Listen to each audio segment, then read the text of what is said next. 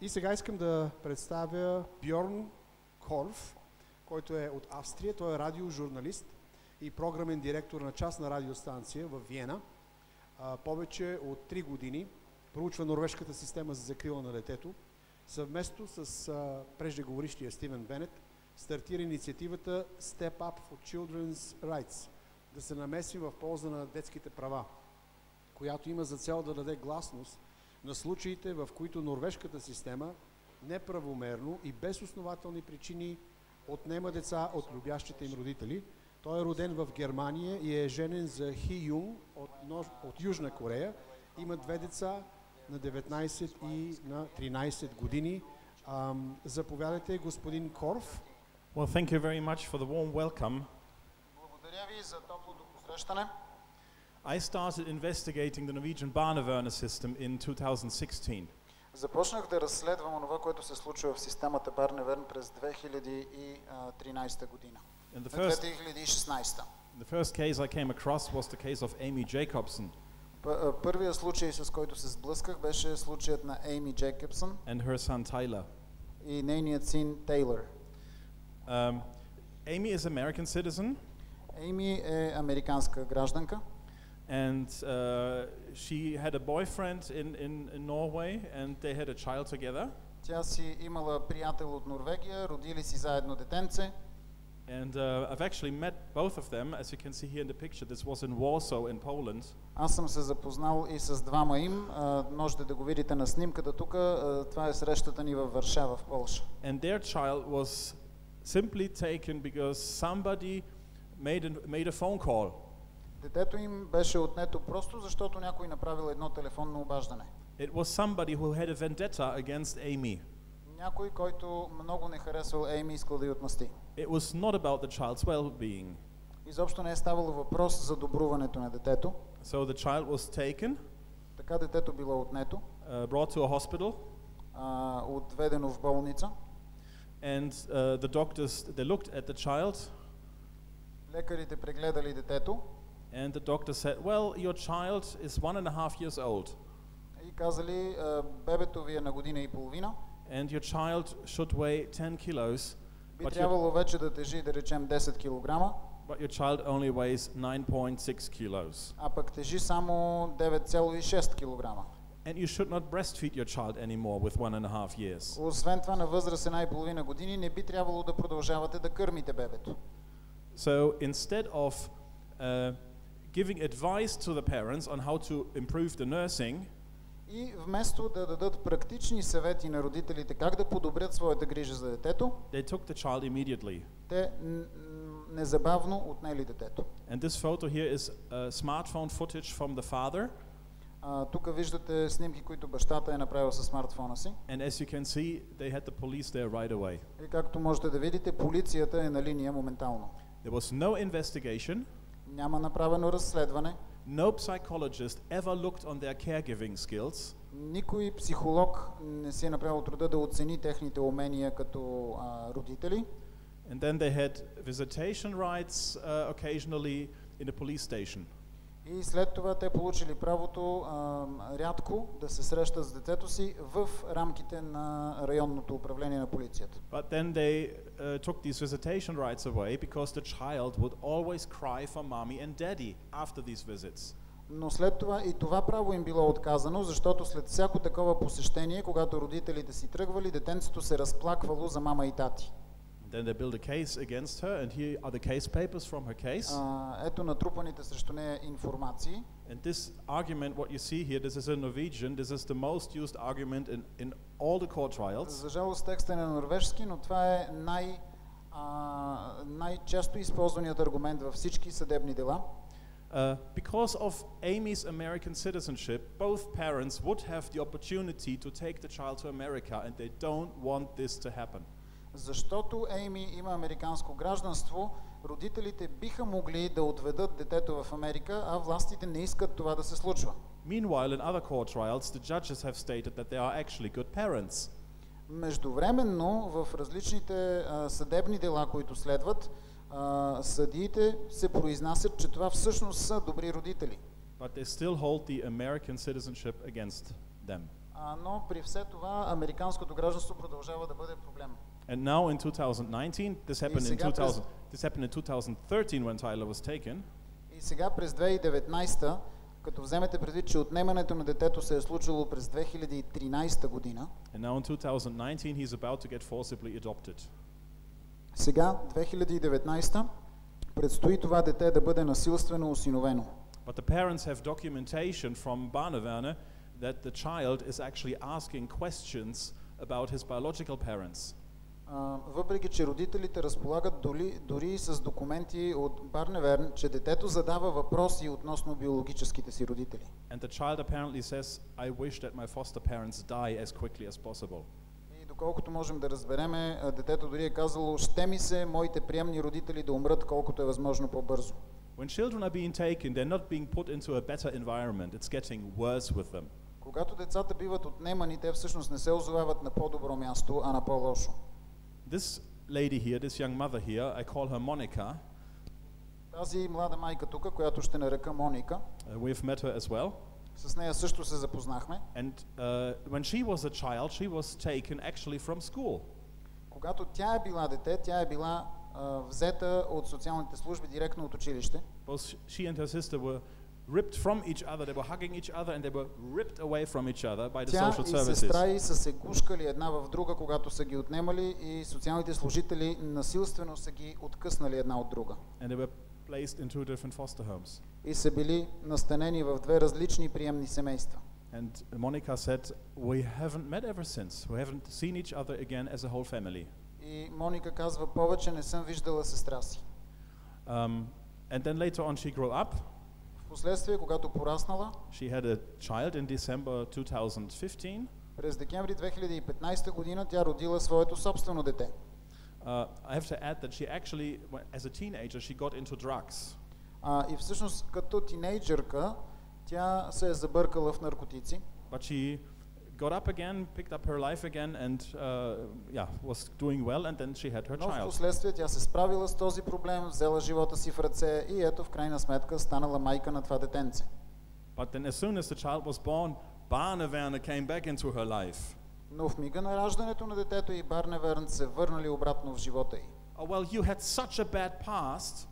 Те казали, твоето минало е толкова травматично, there is the danger that you might neglect your child in the future. Че съществува опасност ти да пренебрегваш своето дете в бъдеще. So they put her in one of these mother homes or family centers. We've heard already about them. И я настанили в един от тези майчини центрове, за които вече беше споменато. You know, they have a name in Norway. В Норвегия тези центрове си имат разговорно название. Those are called horror homes. Наричат се къщи на хорора, на ужаса. And what these are observation laboratories. Това са лаборатории за наблюдаване на родителите. So they create a stressful situation for a mother and her child. Те целенасочено създават стресиращи ситуации за майката и детето. With video surveillance 24 hours all day long. Като цялото това нещо 24 часа в денонощието се записва на видео. No privacy. Няма никакво лично пространство. Just to find out if how the mother responds with the child. Всичко това се прави, за да се види как ще реагира майката с детето при тази стресова ситуация. And everything is noted. Всичко това се записва, водят се бележки. And she was put into this institution, into this home, even though there was no legal ground for it. И така нея я накарали да се насели в такава една институция, въпреки че нямало никакви законови основания за това.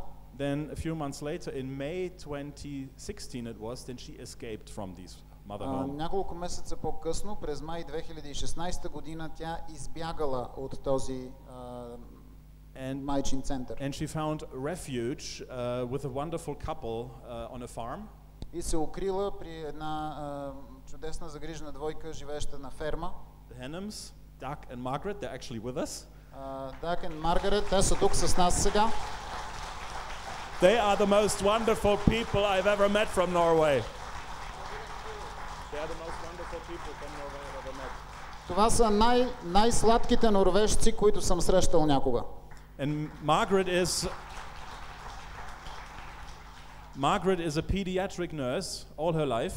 Маргарет цял живот е била детска медицинска сестра. She loves children and she's been working with children all her life. Обича децата и цял живот с деца е работила. And she has observed Monica and has wrote reports about her. И тя също наблюдавала Моника и си водила свои собствени бележки за нея. And she found out that Monica is a wonderful mother. И нейният извод бил, че Моника е прекрасна майка. And then the unimaginable happened in June, a few months later. И след това се случило невъобразимото през юни, няколко месеца по-късно. The Barneverner came to their home, to their farm. Барневерн дошли в техния дом във фермата. With 5 armed policemen. С 5 въоръжени полицаи.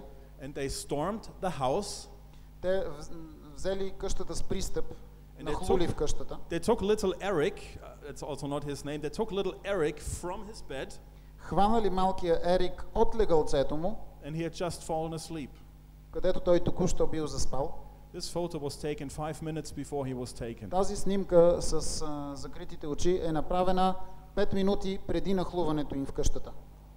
But then through social media we raised such an enormous awareness on this unjust case. Но в последствие чрез социалните медии ние вдигнахме толкова много шум около този случай. And then with the help of a good lawyer, 3 months later she got her child back. И с помощта на добър адвокат 3 месеца по-късно тя успя да си възвърне детенцето. And she visited us in Vienna. Тя ни дойде на гости в Виена. And it sounds like a happy ending. И всичко това звучи като happy end. But Щастлив край. there was more heartache to come. Но кой да знае, че предстоят още болки. They continued to live with Margaret and with Doug on the farm. Тя продължила да живее във фермата с Маргарет и Даг. And they started slowly to recover from the trauma that Barneverner has caused in their lives. И започнала малко по малко да се възстановява от травмата, причинена от Барневерн в нейния живот. But then at the beginning of the next year, she moved to another city. Но след това, в началото на следващата година, тя се преместила в друг град да живее. And she was so happy to leave that Barneverner terror behind her. И тя била толкова щастлива, че може да остави зад гърба си страха от Барневерн. Looking forward for a new job. Можела вече да си потърси нова работа. She was looking forward to have a kindergarten place for Eric. Почнала да търси детска градина, където Ерик да ходи. But then Barneverner were listening to a phone call. Но след това се оказало, че Барневерн подслушват телефона й. And in that phone call, we heard this from Margaret because Margaret had asked for the documentation. Това го знаем от Маргарет, защото тя е изискала да получи документите. And in this phone call, Monica said, "I'm not feeling too well today. I'm having a headache." В този телефонен разговор, конкретния за който става въпрос, Моника произнесла фразата: "Не се чувствам много добре днес, боли ме главата." So Barneverner came again because they said, "Oh, maybe she is taking drugs again, like in her teenage years." И Барневерн дошли веднага отново, защото си казали, може би тя отново взима наркотици, както когато е била тинейджърче. But it just so happened that Monica and Eric, they were with some friends when they came. Така се случило обаче, че когато служителите дошли, Моника и Ерик били в компанията на приятели. But the Barneverner and the police, they sneaked around the area, around the house. Но Барневерн, придружени от полицията, се промъквали из района около къщата. And they interviewed everybody in the area about her parental skills. И започнали да разпитват всички живеещи наоколо относно родителските умения на момичето. And they even broke into her apartment without any legal grounds. И дори нахлули в апартамента й без никакви законови основания. They have completely ruined her reputation.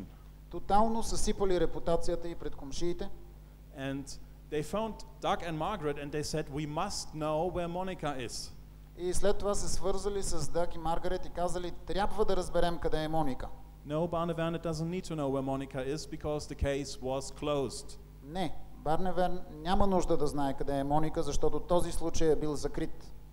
So, in order to have a new life, she actually had to escape to another country. И така, за да може да заживее нов живот на нея, и се наложи да избяга в друга държава. Every week families flee Norway and go to another country. Всяка седмица семейства бягат от Норвегия и се преселват в други държави. I got into contact with a family who actually fled to Dubai. Свързах се с семейство, което е избягало в Дубай. And with the help of Marius Reikeros and another friend, Rune Fardal from Norway, we raised a lot of awareness. И с помощта на Мариус и друг един наш приятел, съмишленик Рюне Фардал, вдигнахме много шум около този случай. And Marius has seen the case documents, and it says because of the religiosity of the parents and because of the ethnical backgrounds, we need to take the child. Така че Мариус в крайна сметка получи достъп до пълната документация по случая и там се оказа, че аргумента, причината защо трябва да бъде отнето детето е заради религиозността на родителите и заради етническия бекграунд. It's a Christian family and they're from Finland and Sweden. Това е християнско семейство. Единият съпруг е от Финландия, другия от Швеция. This is Brigitta. Това е Бригита. She and her two other siblings were taken this year in May. Тя и нейните другите братче и сестриче са били отведени тази година през май. Placed in two different foster homes. Поставени в две различни приемни семейства. Based on a phone call that came from the school. Въз основа на телефонно обаждане от училището. And then in the evening the barneverner came and ripped the children from the bed. Вечерта към края на учебния ден вечерта в къщи нахлули Барневерн и грабнали децата от леглата им. And the police has already dropped the case. Полицията вече е обявила случая за несъществен, т.е. отменила всякакви обвинения. But barneverner won't return the children. Обаче Барневерн отказват да върнат децата. So on Friday I heard they are only allowed to see the children for 3 times a year. И сега в петък научих, че родителите са получили позволение да виждат децата си само 3 пъти годишно. This is Einar Salvesen, one of the most well-known psychologists in Norway. Това е Einar Salvesen, един от най-известните психолози в Норвегия. And he said recently on a television documentary in America. И той наскоро каза в един американски документален филм. We need to shut down the entire system immediately. Трябва да закрием цялата тази система незабавно. This is a Austrian friend of mine. Това е една моя австрийска приятелка. And she is in the Austrian parliament if she gets re-elected again today. Тя е член на австрийския парламент, ако я преизберат днес. And also she said it's time for Norway to renew its child welfare system from scratch. И тя също така каза, време е Норвегия да възсъздаде своята система за закрила на детето от нулата. And I would like to say to Norway, because we might have people who watch from Norway. И бих искал да кажа на Норвегия, защото може би има някой от Норвегия, който ни гледа. This is to the minister, Kjell Ingolf Ropstad. Да се обърна специално към министър Kjell Ingolf Ropstad. Ingolf Ropstad. How dare you, Mr. Ropstad, call yourself a minister for children and family? Как смеете, господин Ропстад, да се наричате министър на децата и семействата? How dare you, Mr. Ropstad, allow that children's rights are being violated under your term of office? Как смеете, докато вие сте на власт и вие сте отговорен, да позволите да се нарушават правата на децата? How dare you, Mr. Ropstad, violate those children's future?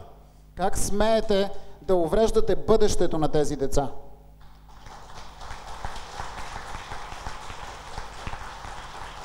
Dear friends of Bulgaria, скъпи български приятели, it's already happening in your country. Вече се случва и във вашата страна. But you are alert already.